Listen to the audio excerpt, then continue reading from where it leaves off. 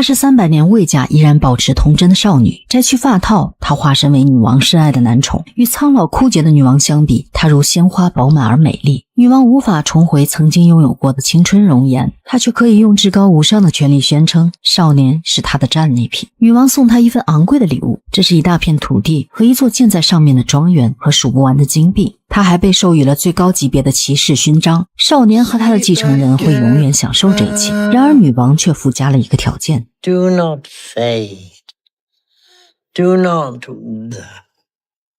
Do not grow old. 女王的话似乎成为一个魔咒，伴随了少年整整400年。这部1992年的电影，23年后的今天看依然前卫的要命。谁都无法想象，这竟然是部写于1928年的小说，被定义为世界上最长最动人的情书。让我们一同走进这部让人头脑中可以充满各种疯狂念头的电影。2年前，绝代佳人奥兰多只有16岁，他出生于和女王有血亲的古老英国贵族。他总是依偎在橡树下，拿着纸和笔，沉浸在自己的世界。他拥有良好的教育，敏感又略带忧伤。他热爱诗词和写作，向往大自然。直到这天，女王来他家做客，奥兰多换上宫廷礼服，去见传说中最美的女王。他狂奔至女王面前，单膝下跪，端着浸泡着花瓣的洗手盆为她服务。他一直不敢抬头，仅仅看到女王布满皱纹的双手。女王并未怪罪他的鲁莽，而是略带深情地望向他。晚宴时，奥兰多为女王吟诵自己写的诗歌，其中关于对年轻的赞扬让年老的女王面露不悦。父亲连忙解释，儿子口中的美丽正是在歌颂女王。四目相对的那一刻，脾气暴躁的女王爱上了青涩的奥兰多。女王喜欢他纤长的美腿和英俊的面孔。I want you here in England with me. You will be the sun of my old age and the limb of my infirmity.My favorite, my mascot. 奥兰多虽成为女王身边的红人，却深感孤独。不久，女王去世了，奥兰多的父亲也紧跟着离开了人间。奥兰多倍感迷茫，死亡的降临让他意识到自己会目睹身边所有人的离去，这份无助感始终围绕着他。他与一位贵族小姐订婚，但这仅仅是社会约定成俗的惯例。他并不爱这个女人。1610年的英国大双节，英国贵族举行盛大的仪式，他们毫不同情坠入冰层的劳动者，而是耻笑这些可怜的穷人。奥兰多遇到了俄国外交官的女儿萨莎，她身材娇小，面容乖巧，围绕着父亲潇洒地在冰面上画出完美的曲线。仅一瞥仿佛唤醒了奥兰多沉睡多年的爱情，他忘记了身边的未婚妻。 Who's that? I believe she's the daughter of the Muscovite ambassador.Rather delightful. 晚宴上，几位贵族男人在萨莎身边谄媚。萨莎并不喜欢他们，而是故意和坐在对面的奥兰多用法语交流。一颦一笑间，他们的默契一览无余，似乎王宫的人都看出了两人的端倪。未婚妻更是怒火中烧。好友告诫他不该自毁美好前程，奥兰多并不认同，他只想追随本心。他疯狂地爱着萨莎，为了他，奥兰多宁愿去狩猎一只野狼，而不是一只乖乖的小兔。他要畅饮伏特加，而不是没有后劲的 whisky。未婚妻怒火中烧，质问奥兰多 My lord, have you quite forgotten that we are betrothed? My lady, I am being constantly reminded. You speak so lightly of it. You've betrayed me.The treachery of men. 奥兰多与萨莎坠入爱河，他多愁善感，即使萨莎与他厮守，他依然担心萨莎会离开他。 Can't bear this happiness to end. But we are together. Yes, now. But what about tomorrow? And the day after? I think you suffer from a strange melancholy, which is you suffer in advance.浓烈的爱甚至让奥兰多产生幻觉，他看到萨莎亲吻了水手，他飞奔上船撕扯水手，却被反扑摔倒。萨莎不禁对奥兰多生出反感之情，他解释刚才水手只是将他放在甲板上，是该死的迷雾蒙蔽了奥兰多的双眼。这一刻，电影中奥兰多用男性自私的口吻将女性物化。 Stay with me. Don't ever go. But it's impossible. But why? Because when the ice breaks, we must go. Our destinies are linked. You're mine. Why? Because I adore you. 他与萨莎约定要一起私奔，然而约定的这天，萨莎却并未出现。寒冬已过，春回大地，突如其来的大雨使泰晤士河的冰面断裂。他又想起萨莎说过的话，冰层断裂的日子就是他离开的时候。奥兰多的梦被粉碎，巨大的耻辱让他愤怒。奥兰多爱的不只是萨莎，也是他自己。可向往自由的萨莎需要足够的宽容才能撑得起他，狭隘的天地只会让他窒息。他们虽足够亲密，奥兰多却从未走进萨莎的心。萨莎对他比翼轻视，同样暗示了他们的爱会以悲剧告终。 The treachery of women. 这句话也是之前未婚妻曾留给他的，如今却在自己身上应验。失恋让奥兰多整整沉睡了7天才苏醒，医生每天都来，却找不出原因。这天清晨，他终于醒来，他与初恋彻底告别，同样也告别了年少轻狂。 I can find only 3 words to describe the female sex, none of which are worth expressing. 只有在诗歌中畅游，才能让奥兰多短暂地忘记那些伤痛。1650年开始，奥兰多足不出户，将自己封闭在庄园。他痴迷写作，疗效显著。这样的生活持续了40年，他却仿佛被时光忘记，依然年轻俊美。他创作了诗集《大橡树》，他特意邀请著名的作家尼克·格林做客，希望能得到对方的点拨。格林说，大多数天才的作品都来自贫穷与绝望，因为他们能够接触到最真实的内心感受。他讽刺莎士比亚的创作也并非真正的热爱，而真实意图只是为了谋生。英国的诗歌已经消亡。他进一步说出实情，奥兰多生活奢侈，他永远无法感受到这些情感，因此他的作品根本不具有天才的品质。格林的作品一直受到年轻人的喜爱，但他定义这些作品为垃圾，因为他不得不为每年300磅的房租写这些东西。奥兰多主动承担了格林的房租，而格林转身就评价奥兰多是附庸风雅的贵族浪荡子，并将奥兰多的作品评价得一文不值。对于自己崇拜作家夸张的负面评论，奥兰多生气地将信件扔进熊熊的烈火之中，但他还是固执地膜拜格林，爱惜他们的友谊，支付了他承诺过的房租。时间来到1700年，在爱情和诗歌方面都遭受到巨大打击的奥兰多将目光投向了政治。他请求国王派他去君士坦丁堡担任大使。奥兰多认真履行职责。起初，君士坦丁堡国王对奥兰多的到来并不感冒。It has been said to me that the English make a habit of collecting countries. We have no designs upon your sovereignty at all. No, none at all. You would assist us in defense against mutual enemy. 互相熟悉后，国王才意识到奥兰多的远道而来只为修复他破碎的心。后来他们成为好友，一起分享面包和葡萄酒，一起分享对世界的认识。奥兰多在这里一待就是10年。哈利大公赶来为他颁发勋章，奥兰多被安妮女王提拔。在庆功晚宴上，他们突然受到敌军突袭，国王告诉奥兰多，敌人的军队就在他们的城门口。他请求奥兰多提供帮助。奥兰多为了多年的友谊拿起武器，然而在战争中他却目睹了死亡和血腥。他主动去唤醒敌国受伤的士兵，哈利大公提醒他不该去救治一个与自己对抗的敌人。 This is a dying man. He's not a man, he's the enemy. 奥兰多陷入沉思，他厌恶残暴与权力带给民众的苦难。在100年的沉淀中，奥兰多越来越多地融入女性的慈悲与包容。强烈的痛苦使他失去知觉，他再度沉睡。7天后，他披着满头美丽的卷发，在一片神圣的光芒中醒来。摘掉发套的那一刻，他与之前的性别身份彻底告别。奥兰多汲取了月亮的晨辉，抛弃了代表男性过去的衣物，变成了女人。 Same person. No difference at all.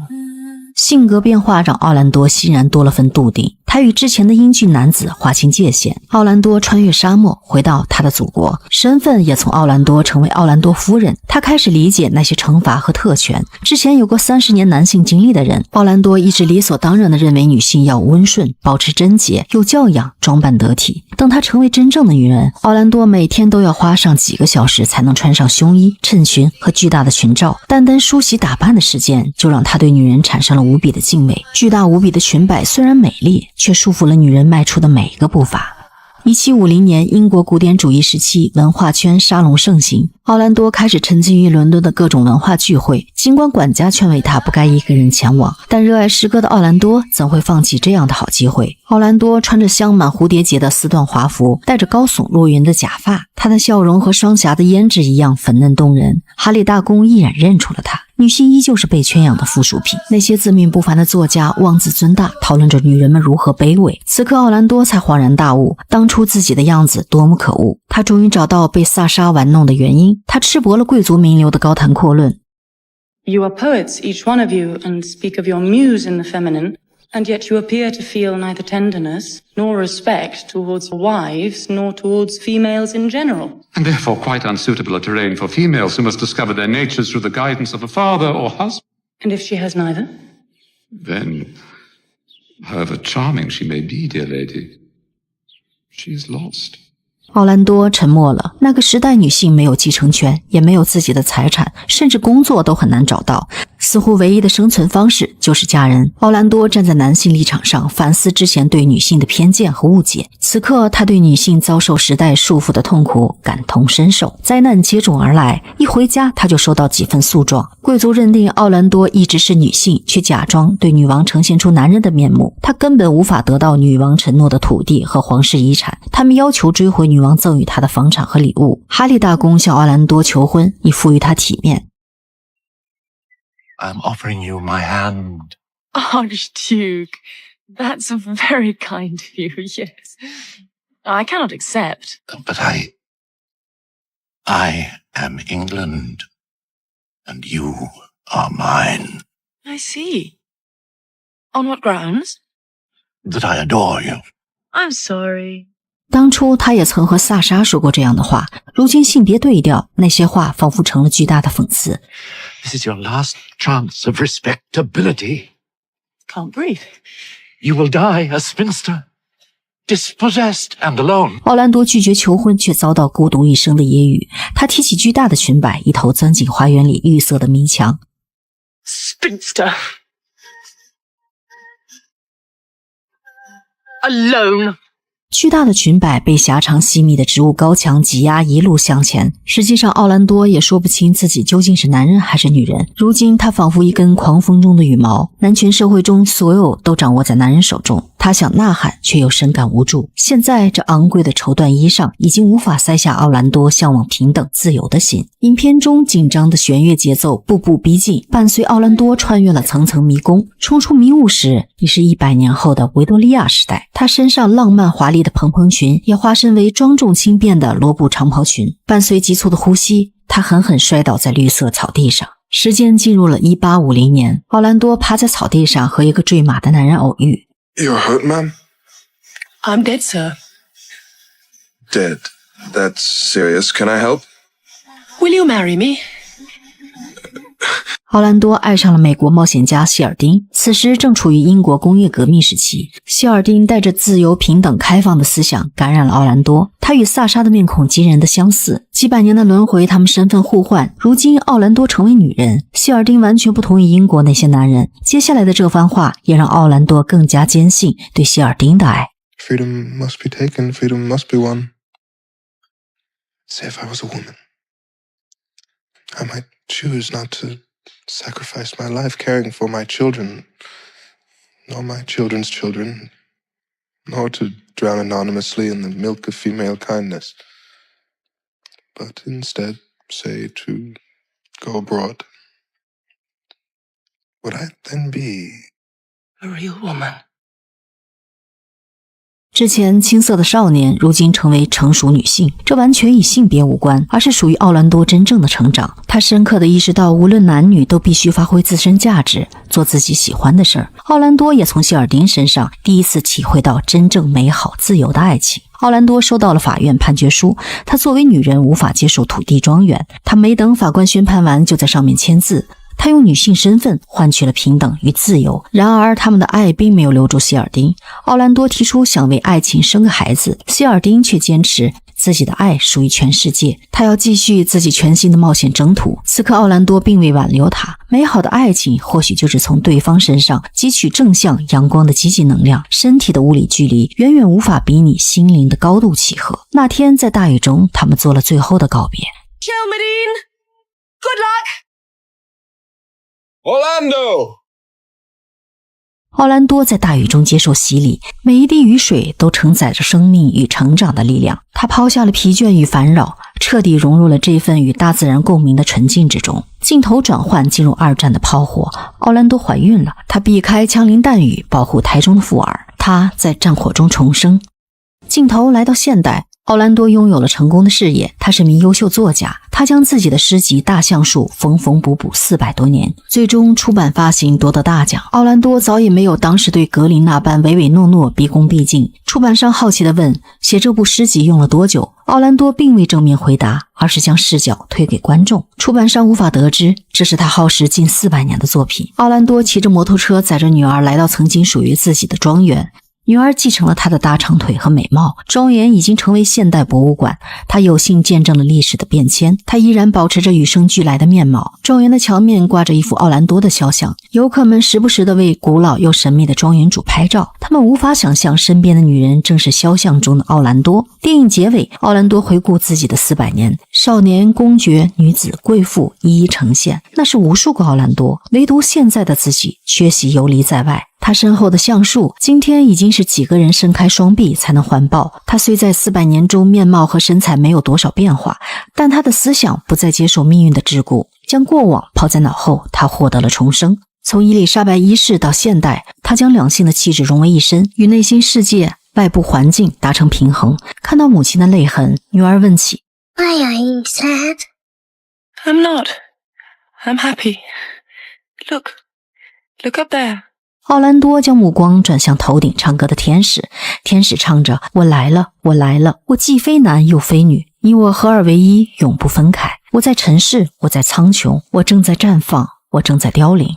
虽然这是部1992年的电影，这样摩登先锋的改编剧本至今看来依然稀有高级。女导演莎莉波特改编了20世纪英国女作家弗吉尼亚·伍尔夫的同名小说。这部典型的超现实主义影片用死亡、爱情、诗歌、政治、社交、性和重生串联起奥兰多一生的各个时间点，也串联起他思想觉醒的过程。患有双向情感障碍的女作家饱受精神疾病的折磨，反复患上抑郁症，曾2次自杀的她无法突破男权社会，情绪低落。奥兰多是伍尔夫的期盼与憧憬，他期望女人能像奥兰多一样冲破束缚，掌握自己的人生。400年的时光也是一部瑰丽的大英帝国服装史，从伊丽莎白一世直至维多利亚女王时期，再到2战和最后的现代，从17世纪生机勃勃的巴洛克风到18世纪繁花似锦的新古典主义，再到简洁干练的现代裤装，没人比蒂尔达·斯文顿更适合演绎奥兰多千变的人生。同样，出生于苏格兰最古老的家族之一的斯文顿，他轻松地在男女间转换，挤掉实力雄厚的竞争对手，获得了国际大奖。他面对天降的荣誉，像极了奥兰多获得名望后荣辱不惊的淡然。斯文顿模糊了性别界限，他饰演的奥兰多纯净会说话的眼睛，悲愤交加的咒骂，